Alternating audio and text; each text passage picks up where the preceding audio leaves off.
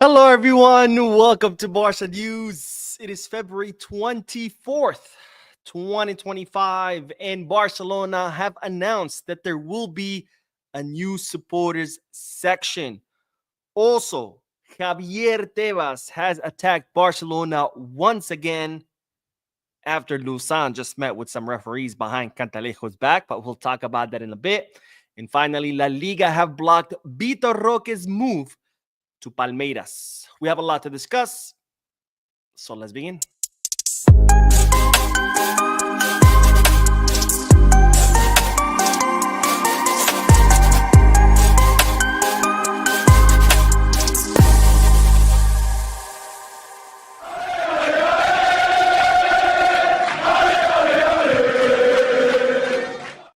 Hello, everyone. Welcome to the channel. My name is Mo. This is the Barca News live podcast where we discuss Barcelona news, but where I also get to interact with you lovely people in the chat section by reading your comments, answering your questions, and getting that discussion going. For those of you who'll be watching when the podcast ends, I will be putting timestamps in the description and chapters in the timeline in case you do want to skip through the discussion and get straight into the news. Now, of course, the podcasts are Mondays, Wednesdays, and Fridays. And having said all that, make sure to hit the like button, subscribe to the channel, drop a comment. If you are looking for any Barcelona jerseys or merchandise, make sure to Goal Kits, Get Bag, or Fanatics. If you're looking to place any sports bets, make sure to bet us. All links are down below in the description. You click on them, you get access to some pretty cool deals and offers. All right, let's start with the news. And as always, the first section of news has several little bits of subsections, starting with that today, ladies and gentlemen, it is the birthday of Hansi Flick. It is his 60th birthday. Our German coach celebrated today during practice, of course, as it's customary in Barcelona or in the Barcelona training grounds. When it's someone's birthday, they do the tunnel. You have to run through it, and everybody just hits you.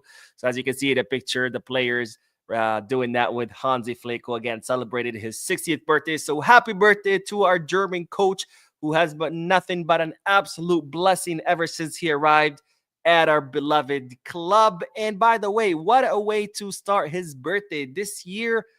He's having one hell of a year. I mean, of course, we're only February, but nonetheless, so far in 2025, Hansi Flick has been undefeated, having won 5 matches and drawn 1 in La Liga. So he has got 16 out of 18 points. Also, he started out the year by being Spanish Super Cup champions. He's currently first in La Liga.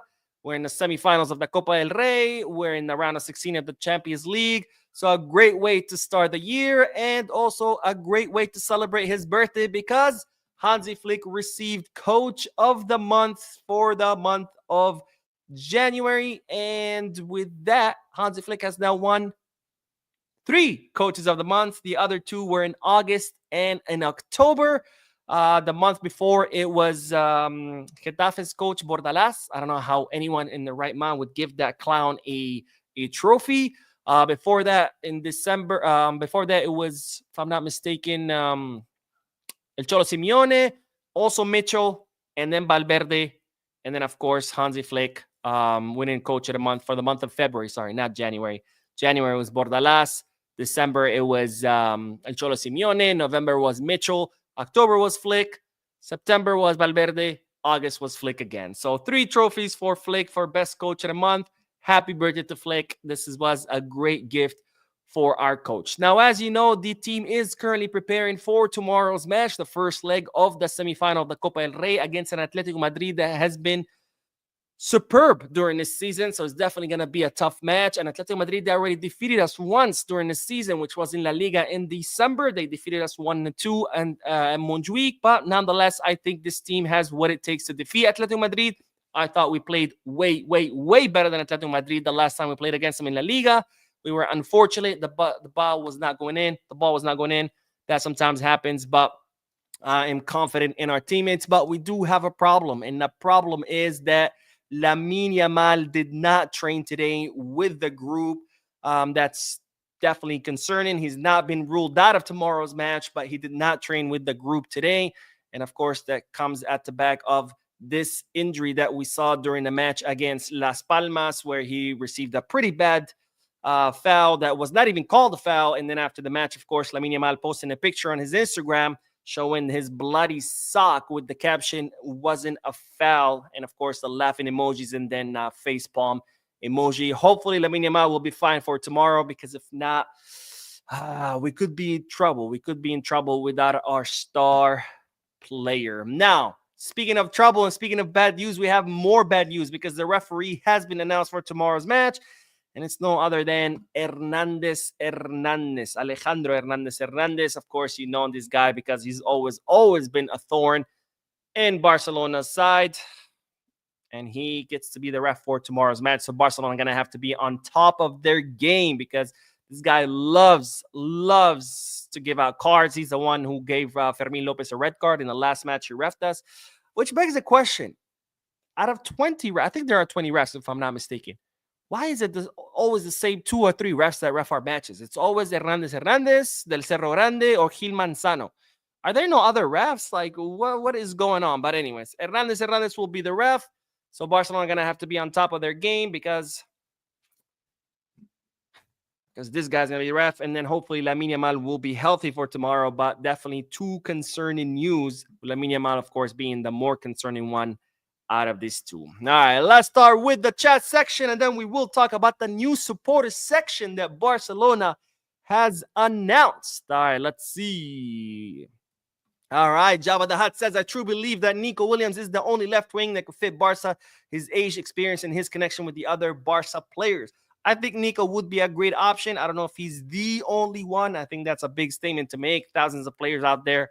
I don't think there's only just one that could fit our left wing, but Nico Williams would definitely be a good option. I mean, he's young. He's only 22, 23 years old, so plenty of room to grow and to develop. Also, plenty of years left in his career.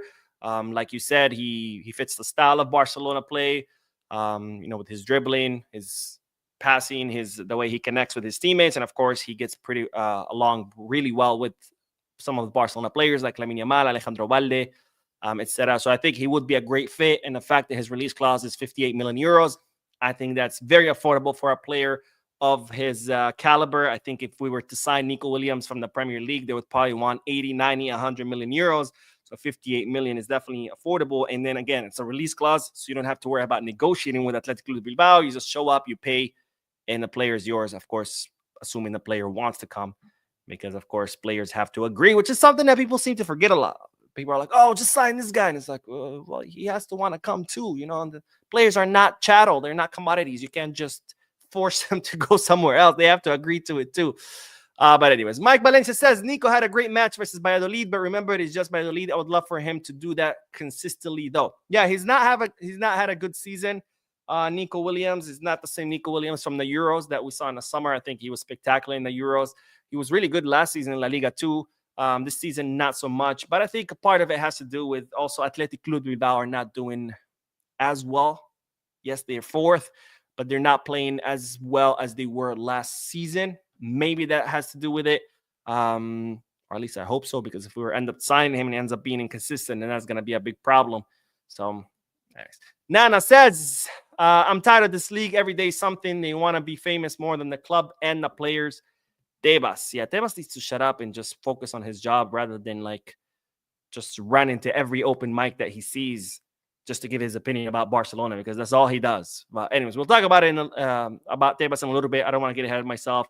But Umaru says, happy birthday to you, Hansi Flick from Asia, Decatur in Sierra Leone, West Africa. Yes, happy birthday to Flick, and thank you for your comment, my friend. And Triple X says, ain't nobody going to buy this BS feud between Tebas and Madrid. They're just putting on a public show to make it seem like they're at each other's throat. Absolute joke. I'm sure they script their fight.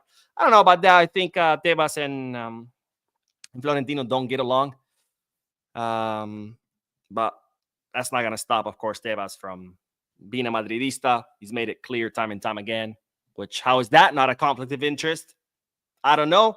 They investigated the referee, Munuera Montero, to see if there's any conflict of interest with his businesses as soon as he gave Bellingham a red card, but no one investigates Real Madrid when their delegate, someone on their payroll, is married to a member of the executive board of the Spanish Football Federation. They don't investigate Tebas, who's constantly saying, I'm a Madridista, and yet he's in charge of 42 clubs, but he's always talking about how he's a Madridista. No conflict of interest there. But anyone else, we will investigate you for it. Anyways, let's move on to the next bit of news because Barcelona have announced a new supporter section. Yes, you heard that right. Now, if you don't know what's been going on with the supporter section because you're living under a rock or because you haven't subscribed to the channel and therefore you don't get the notifications of new videos, what's going on with the supporters section is that, well, they've been banned for a few months now. Why?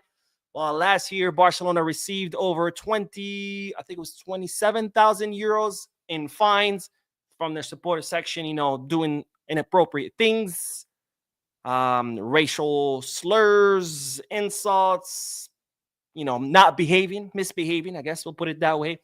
And of course, Barcelona got tired of constantly paying the fines because of the supporter section were not acting up. So Joan Laporta decided this season to forward that bill of all the fines that Barcelona paid last season to the supporter section and said, hey, you guys owe the club 27,000 euros. You got to pay it or we're going to ban you. The supporter section said, we're not going to pay it. So Laporta said, okay, then we're going to ban you.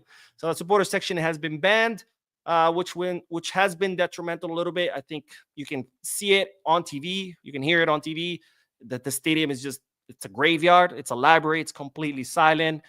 In the last match against, what was it, Rayo Vallecano, there was a big sign that some of the fans brought, which said, bring back the supporter section.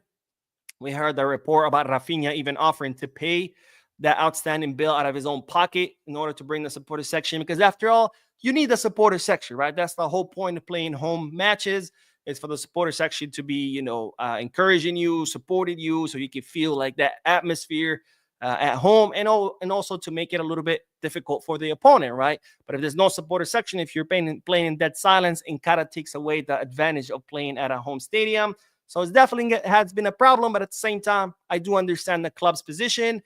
At the end of the day, they have a contract. The supporter section have a contract with the club where they get a designated space for them in the stadium that no one else can enter, no one else can buy tickets to.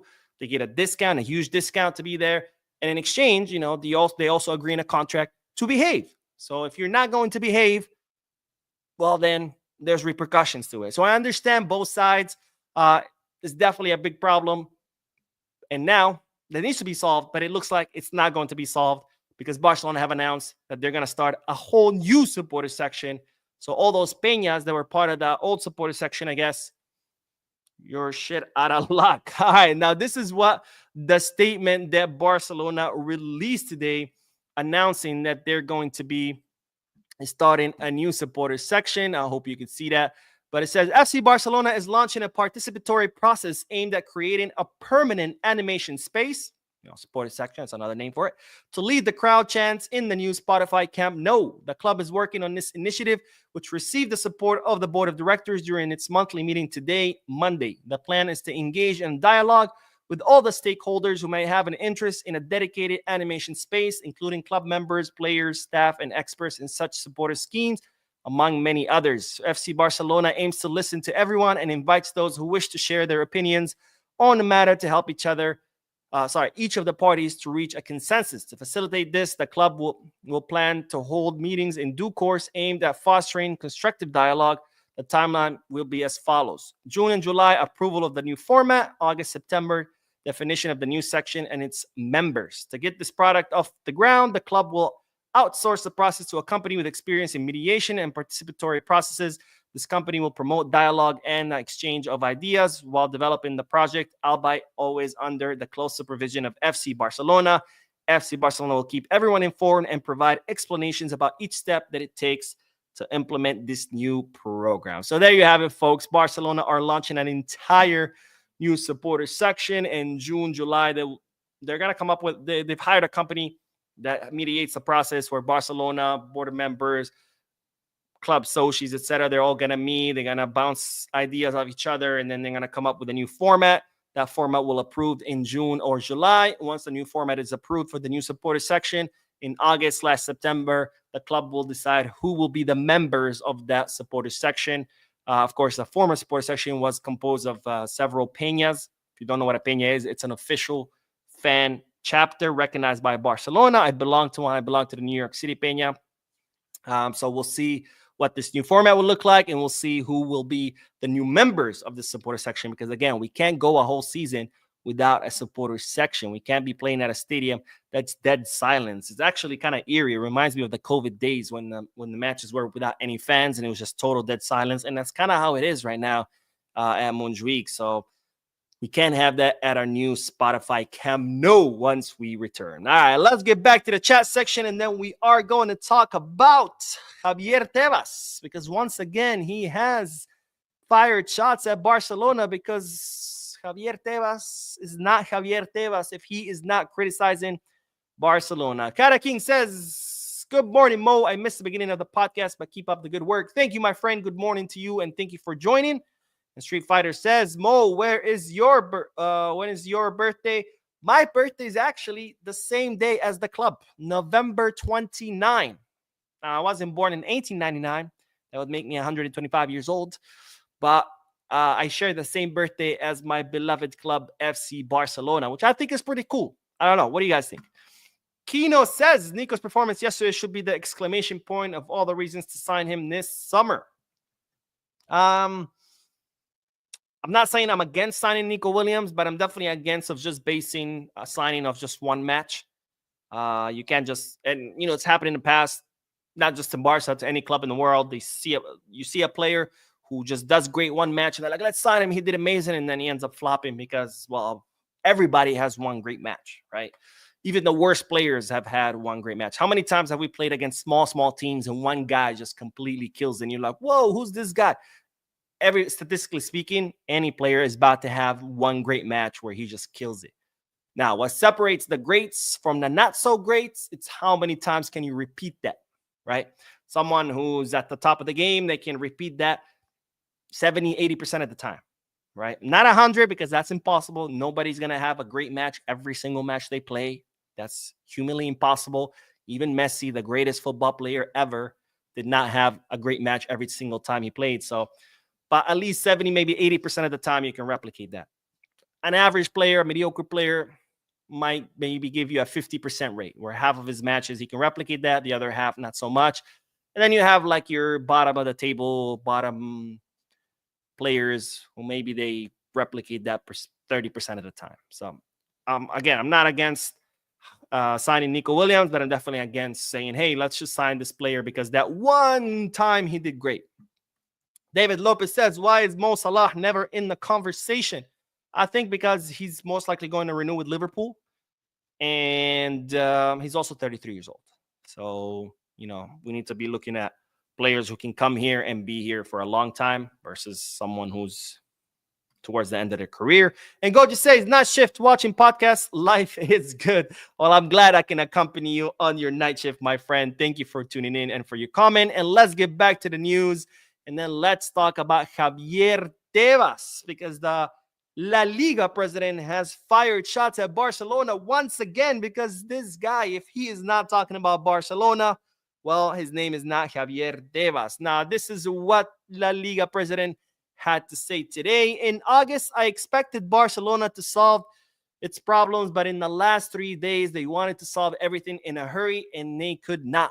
Olmo signed knowing that he might not play after December. The company that paid the VIP boxes did not seem solvent. Everything went to the CSD, and in 24 hours, it was solved. Olmo should not finish La Liga with Barca. So once again, Javier Tebas is still crying about the whole Dani Olmo Pau Victor. It's like, my dude, why are you still crying? There's no court ruling. Like, that's it. Barcelona submitted their side of the argument. La Liga submitted their side of the argument. A judge is going to read the paperwork from both sides, and he's going to make a decision. Leave it up in the hands of the judge. Why are you constantly crying? Every time Javier Tebas sees a mic, he has to fucking cry about Dani Olmo and Pau Victor. Dude, shut up. Let the court rule, and just that's it. Let it be. Like, you are in charge of 42 clubs. There are 20 clubs in La Liga. There are 22 clubs in second division. He's in charge of all 42. And somehow, some way, he only spends his time crying and bitching and whining about Barcelona, whether it's our financial fair play or our finances or Olmo or Victor. It's like, dude, shut the fuck up. But I will say this. I do agree with part of his statement, even though he is a crybaby that won't stop crying. And the part that I agree with is when he says, in August, I expected Barcelona to solve its problems, but in the last 3 days, they wanted to solve everything in a hurry and they could not. And again, this brings me back to my point, which I talked about extensively, that this was Olmo and Pau Victor was a la porta faca. As simple as that. La Liga notified Barcelona before they signed Dani Olmo that they weren't going to be able to register him. When they signed him, La Liga again informed Barcelona that they weren't going to be able to register him. So they knew since the summer that Olmo wasn't going to be registered. What did Barcelona do? They waited 3 days before the deadline. December 31st was the deadline. 3 days before to figure out to fly to the Middle East, close the VIP deal in order to try to register the two players. So you knew for 4 or 5 months that you weren't going to be able to register him. Why didn't you act back then? Why did you have to wait until the final days? That's the big question, and this is why we are in the situation that we are. So as much as we hate Tebas and we hate La Liga for always doing the shit that we do, a lot of the stuff, it's also self-inflicted. A lot of our wounds are honestly self-inflicted. A lot of them. Yes, Tebas makes our life difficult. Yes, La Liga makes our life difficult. Yes, Madrid are always pressuring everyone else so they can get their way. But let's be honest. A lot of the stuff that we do is self-inflicted. Anyways, let's move on to the next statements because Javier Tebas had more to say. He wasn't done firing shots at Barcelona, but Tebas says Barca has to be concerned and busy with their economic situation. They are coming from terrible losses, and that has to be recovered. They have also had operations that have not worked out, such as the sale of Barca Studios. All teams have their worries. So again, this guy, if he's not talking about Barcelona, I don't know what else he's doing. I'm pretty sure he wakes up, eats, sleeps, and talks about Barcelona. And that's it. That's it. He has no hobbies. He doesn't watch TV. He barely does his job because La Liga is on a decline season after season. So there's only eating, sleeping, and talking about Barca. He's always concerned with Barcelona's finances. Where was your concern when Barcelona was being ran to the ground under Bartomeu? God knows. And by the way, and here's the kicker. It's been revealed that Rafael Luzan, the president of the Royal Spanish Football Federation, met with 3 referees from La Liga, 3 international referees from La Liga, behind the back of Cantalejo. If you don't know who Cantalejo is the president of the committee of referees of the CTA. He's in charge. Cantalejo's in charge of all the referees in La Liga. And after Real Madrid sent that letter, posted that letter stating that all referees are manipulating La Liga against them on purpose, they want them to lose. After Real Madrid forced the Royal Spanish Football Federation to meet with them in person, all of a sudden, the president of the Royal Spanish Football Federation, Rafael Luzan, went behind Cantalejo's back, the guy who's in charge of the refs, and met with 3 referees. Is anyone going to investigate that? Because what a coincidence. We first find out that Florentino Perez pulls Rafael Luzan, the president of the Spanish Football Federation, to the side during the Spanish Super Cup and tells him, I need you to fix the refereeing problem. Then Madrid posts a letter saying that referees are manipulating the league on purpose. Then Real Madrid meets with the Royal Spanish Football Federation in an official capacity. It's no longer, hey, I need you to fix something in the back alley. And now Luzan meets with 3 refs behind Cantalejo's back, and yet no one's talking about it. I'll leave it to you guys to make your conclusions. All right, let's get back to the comment section, and then we will talk about Vitor Roque, because La Liga have blocked Vitor Roque's exit. All right, let's see. Trini Barca fan says, hey, Mo, as lawyers, we learn about apparent bias and actual bias and the need to recuse yourself if it exists. How in Tebas and other officials allowed to hold positions when they are openly Madridista? That is the best question and the biggest mystery to me ever, because I still don't understand. I mean, look, if you live in Spain and you're a Spaniard, you most likely, yes, you're going to be a fan of a club or not, or one of the clubs, because you grew up there. Understandable. But there's a difference between, okay, yeah, I grew up, supporting this club versus every time he sees a mic, I'm a Madridista. I mean, I've never seen anything like this. How is he allowed to hold power? That's a great question. That is a great question. Not a funny guy says, when do you think Negreira case will finally leave us? That's a good question too, because it's been 2 years and the investigation has turned up absolutely nothing. So if it's been 2 years with nothing and still going, I don't know, another year maybe. David Lopez says, hate Tebas so much with financial fair play cap with Premier League doesn't have. All leagues have it, but La Liga is the most restrictive one in all of Europe. And that's why we've seen so much talent just migrate away from La Liga, right? Because there's so many, and there's a lot of this talent that we don't even hear about, because a lot of them are young up and coming players who are shining in their respective academies, but then they make it to the first team and these clubs cannot afford to register them because they have no financial fair play. So then they have to sell them.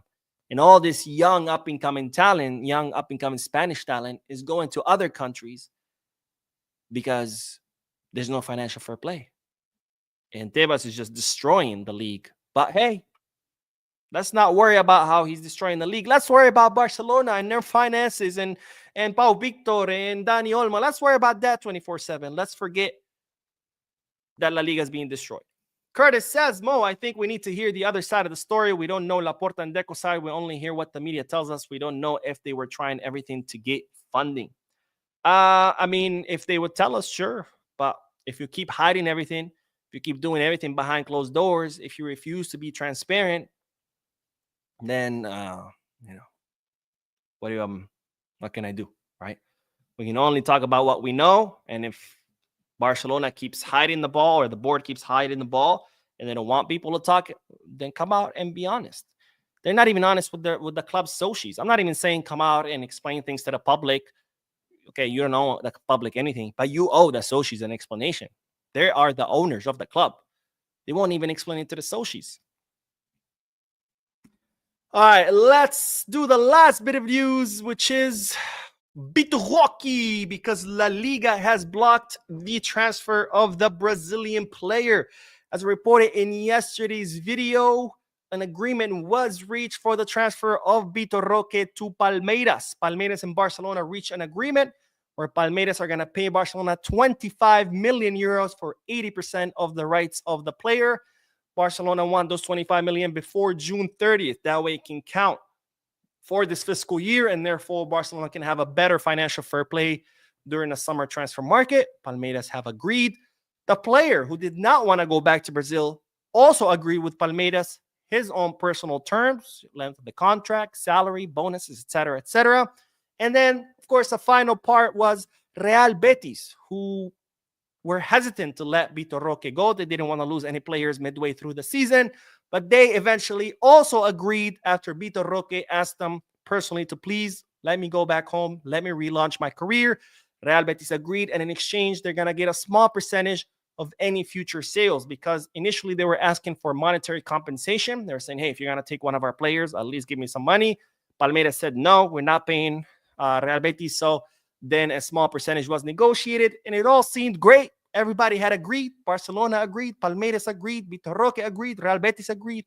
By the way, that's pretty miraculous to get so many parties to agree. But everybody agreed, and it seemed like Vitor Roque was going to be on his way back to Brazil. In fact, his agent, Andre Curie, was already in Brazil, closing all the paperwork, everything. And then came the news that La Liga had blocked the move. Why?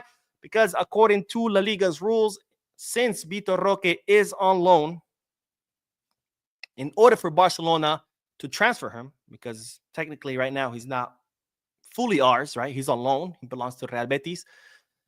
Vitor Roque would have to go back to Barcelona. Barcelona would have to re-register him as their player and then offload him to Palmeiras. Now, what's the problem? The problem is the winter transfer market is closed. And since it's closed, you can't transfer anyone or register anyone. Now you say, well, how is he going to go to Brazil? That's because in Brazil, the window is still open. In Spain, it's not. So the move from Betis to Barcelona, that's a move within Spain. The window is closed. So Vitor Roque cannot go back to Barcelona, get re-registered, and then go to Palmeiras.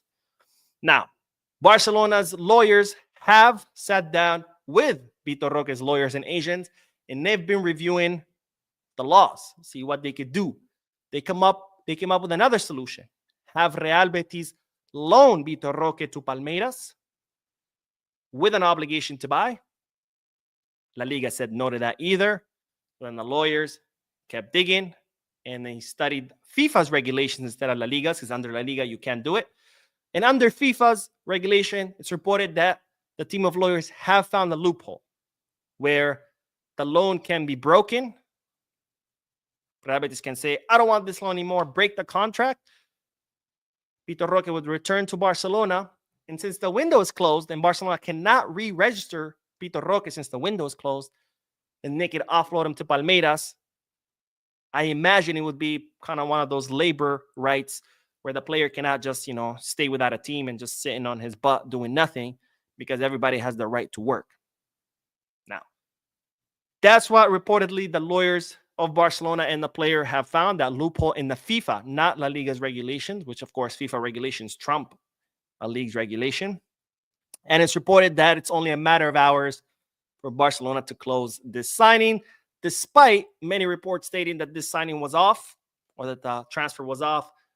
People at the club are actually optimistic that a solution will be reached in the next few hours, because remember, Brazil's market closes on the 28th of this month. So we only have until the 28th to offload Roque. All right, let's get back to the chat section. Providencia Rodriguez says Laporta just needs to accept that he messed up and publicly admit it. That would give confidence to the Sochis, and he's prepared to learn from his mistakes. Would be better for Laporta's re-election. I 100% agree. I think, and this goes for any politician, history has taught us this. This is not just an opinion. History has taught us this, that when you mess up as a politician, it's much better to come out and say, hey guys, I messed up. I admit it. I'm sorry. I'm going to be better. Versus, it wasn't me. I don't know what you're talking about. F you. You're dumb. You're stupid. I'm smart. Which is what Laporta kind of tries to do. He gets defensive and just attacks everyone else. And it's much, much better if he just comes out and says, hey, guys, I'm sorry. I messed up. But look, I've done all these great things, but I messed up in this one or these 2, 3. I promise to be better. But no, they have to keep hiding the ball. Laporta has to keep coming out, telling us about how everything's great, everything's wonderful. Look, there are a lot of great things that he has done. That's awesome. Be proud of him. Own them. But also don't lie to them about the bad things, because you have done bad things too. But anyways, what do I know? Not a funny guy says, do you think Barca can make it far in the Champions League? I think we have a team that, when they play at their best, is capable of competing against anyone. I'm talking about the Barcelona that showed up against Bayern, that showed up against Madrid twice. That kind of Barca. I think that Barca can compete against anyone. But if it's the Barca that showed up against Leganés and Celta and Las Palmas, then we have a problem. But I think this Barcelona is capable of going it far in any competition, because we've seen what this team is capable of. And those are not flukes, because they have done it time and time again. This is not like, one good match every now and then. This is like all of August, September, October, this Barca was a total steamroller. We had our dips in form, but we've seen what this team can do. And if this team can do what it knows how to do on a consistent basis, I think we can compete for any trophy out there. Prime Barca says, guys, what is the streaming schedule? I want to be on time for the streams. Monday, Wednesday, Fridays, 6:30 p.m. Eastern Standard Time. Sometimes I start a little bit later, but 6:30 p.m. Eastern Standard Time, Mondays, Wednesdays, Fridays. And Kina says, I can't wait until we can do things without going to the courts. Yeah. Me either, my friend. Me either. And Street Fighter says, if Fati refuses to leave in the summer, will they be able to get a left wing? Supposedly, yes. But we'll know more depending on how much Barcelona records in profits. Remember, right? The fiscal year will close on June 30th. And that's when all the clubs report their finances to La Liga. They show, hey, this is how much we spent. This is how much we made. And then you see that the club register profits. Did they break even? Did they register losses? How much are the profits? How much are the losses, etc.? And based on that, new financial fair play are issued to each club. So depending on that, depending on how do we close our financial year, we'll see how much room we'll have on our financial fair play to register new players or sign new players, or both. All right, that is all for this podcast. Thank you guys so much for tuning in. Thank you for your comments, your likes, your subscriptions. If you haven't hit the like button yet, make sure you do. If you haven't subscribed yet, make sure you do. I will be posting another video tonight, so stay tuned to the channel. And as always, be scarce.